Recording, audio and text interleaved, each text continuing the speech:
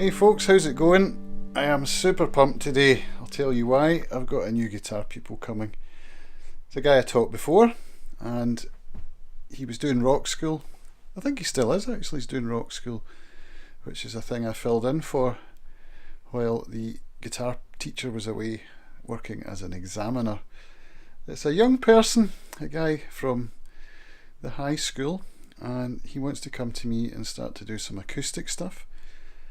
So I've just set up the living room. I'm really excited. I've been looking through some materials and I'm beginning to feel a bit overwhelmed just by the amount of stuff I've got that I want to show him. So today I'm going to concentrate on a bit of caged stuff. So I've got this exercise here, and that's going to show some basic 3-string patterns using basically the F/E bar chord shape and the A bar chord shape and a D shape, which you can move up and down the fingerboard as well. So I'm going to show him that because that's the kind of thing that was missing from my education when I started playing. I started bashing out chords and learning songs, and whilst that was fun and great, it didn't teach me the fundamentals that actually took me years to learn. So it's theory, I know, it's dull, but I think it's quite important, so I'm going to probably not spend too much time on that. The next thing I want to do is a blues finger picking exercise, which I've just printed. This one here, which is called Train Stop Blues. It's by Pete Madsen, and I got it from a magazine, Acoustic Guitar magazine, July 2007, I think this lesson goes back to. No, July 2003. And this was the lesson that I learned from how to fingerpick and use the Travis style with the alternating thumb. And that really changed my world. Learning how to do that one particular technique really opens doors to a whole genre, the whole country blues, the whole Mississippi John Hurt thing, Reverend Gary Davis, Mel Travis obviously. It's just such a great skill to learn. So this is basically broken down into short exercises lasting 1 or 2 bars and getting progressively more difficult, and leads to a great little tune that I'm going to enjoy teaching. I've taught this particular exercise to pupils before, and it's a good one. It really is a good one. And there was one other thing I was going to look at. I've printed some closed position scales as drawn by yours truly. I'm not sure if we'll get to that today. I don't know how useful that is at this particular point. The last thing I want to show him is how to strum and use a good rhythm technique, and also incorporate some bass lines, so the boom chuck style, using some walking bass lines. And I use a simple G, C and D pattern, kind of a bluegrass style of pattern.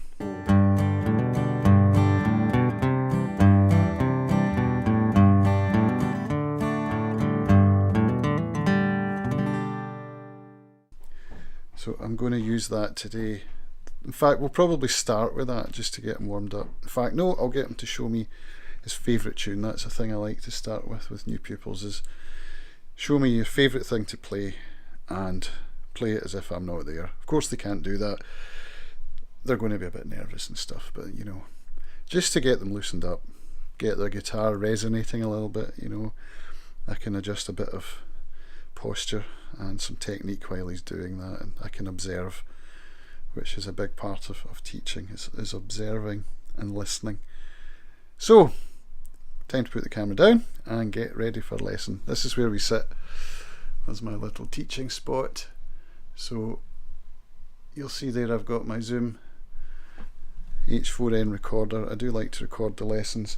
I may provide the lessons to the pupils. Most of them don't really care, but it means I don't have to take notes while I am teaching. I've got these little music stamps here, which are great for printing a fingerboard or a chord box. Just makes me look that little bit more professional. Right, camera down, kettle on, and time to teach. I'll be back when the lesson's over. See you in a bit. Well, that was a good lesson. I'm pretty pleased with how that went. Nothing really gives me quite so much of a buzz as teaching young people guitar. It was interesting. We got through not quite as much as I had hoped, but we did make some really good progress. And I think he enjoyed it. I hope so. He did talk about coming back same time next week, so that's a good sign. I'm learning how to be a teacher as I go, and how to, well, what teachers do, isn't it? They explain their own knowledge and figuring out a way of making that knowledge easy to understand. And the biggest part of it really is fun. I did explain to my pupil that I want this to be fun for him. He started to play guitar because he thought it would be fun, and I know that it's fun. And I think that's the number one priority. If it's not fun, if it's a chore, then, you know, you're not going to do it. So I'm learning so much from watching other tutors online, other educators, and getting ideas of things that I could teach as well. I'm falling back on some materials that I've used before, which I've tried and tested, you know, and I think it's going to work. I've got another pupil coming tomorrow for his first lesson. This is another pupil from the high school where I was filling in, and he's not going to be so much of a regular. He's probably going to come once every 2 or 3 weeks, but that's fine, you know. I think my goal at the moment is to get myself to 10 pupils a week. I'm possibly not pushing that enough, but I am making constant and consistent content, making online videos such as this one, podcasts, and just trying to get myself known as the guitar guy, you know. I'm hoping that now that I've got 2 young people from school, that if they're satisfied, the old word of mouth thing will kick in. That would be awesome. And in fact, that's the best I could hope for, really, is if my pupils were satisfied enough that they recommended me to their friends. That would be amazing. And who knows where I could take this, you know, starting to encourage performances, maybe how to use live effects and how to record. You know, I've got some skills with production as well. There's a whole load of things that I'm able to do that I think the kids would love to learn, and you know, fingers crossed this goes onwards and upwards for me. It's a new passion. I mean, music has always been my passion, but I didn't know I was able to teach. Although I've done it a few times, I've never really taken it quite so seriously. It's always been a friend of a friend kind of thing, you know. Whereas now I'm trying to structure it more into something that becomes a job. It's a job that I'm really enjoying and that I hope to grow into. So if you are watching this and you know of any pupils or you would like to learn yourself, then please get in touch. You'll get me on cams at acousticguitar.io, and I would love to hear from you. Social media as well, Facebook, that's probably the best place. I'm on Instagram too. If you need me, you can find me. Simple as that. So, thanks for watching. I know it's been a great day for me. I hope you've all had a great day too, and I'll see you in the next video. Bye for now.